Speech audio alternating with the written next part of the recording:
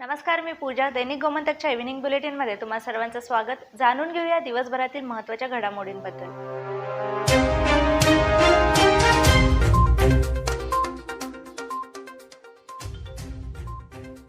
राष्ट्रीय स्तरावर भाजपकडे तृणमूलने यशस्वी टक्कर दिल्यामुळे आम्ही त्यांच्याकडे आकर्षित झालो होतो. ही गोष्ट जरी खरी असली तरी गोवा फॉरवर्ड पक्ष त्या पक्षात विलीन करावा ही त्यांची अट आम्ही कोणत्याही परिस्थितीत मान्य करण्याच्या तयारीत नव्हतो.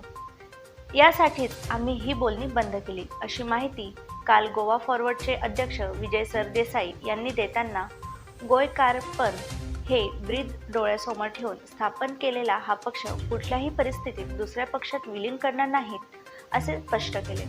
राज्यात वाढत्या गुन्हेगारीचं सत्र चालूच आहे. त्यातच एक धक्कादायक बातमी समोर आली आहे.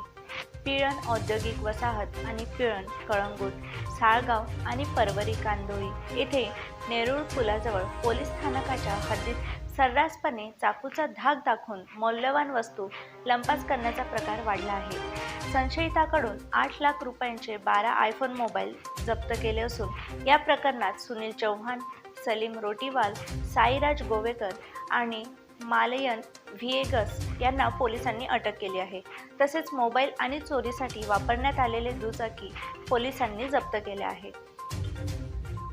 गोवा राज्य सरकारने 16 नागरी सेवा अधिकाऱ्यांच्या बदल्यांचा आदेश जारी केला आहे. योगीराज गोसावी यांची फोंडा पालिका मुख्याधिकारीपदी तर सीताराम सावळ यांची म्हापसा मुख्याधिकारीपदी बदली केली आहे. या व्यतिरिक्त तालुक्यातील 37 मामलेदारांच्या बदल्या करण्यात आल्या आहेत.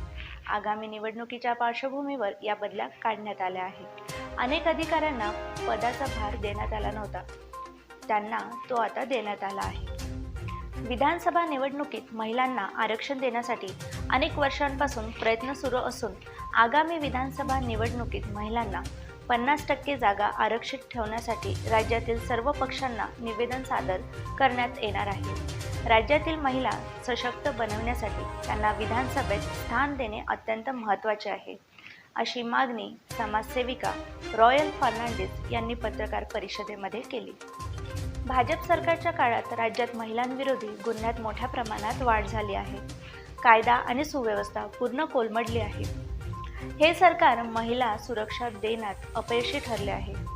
गोव्यात महिला तस्करीचे प्रमाण देशातील नोंद असलेल्या टक्केवारीपेक्षा अधिक आहे.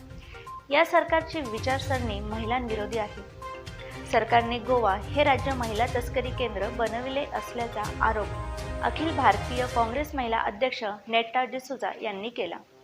सांगोला हमरस्त्यावर पहाटे ड्रायव्हरचे नियंत्रण सुटल्याने भर रस्त्यात आडवा झाला. उपराष्ट्रपतींच्या काफिल्यास वाट करून देताना पोलिसांची दमछाक होत होती. त्यात हा अपघात झाल्याने पोलिसांच्या कामात आणखी भर पडली होती. तर या होत्या दिवसभरातील महत्त्वाच्या घडामोडी. अशाच ताज्या अपडेट्स जाणून घेण्यासाठी आमच्या दैनिक गोमंतक या वेबसाईटला भेट द्या आणि आमच्या यूट्यूब चॅनलला सबस्क्राईब करायला विसरू नका.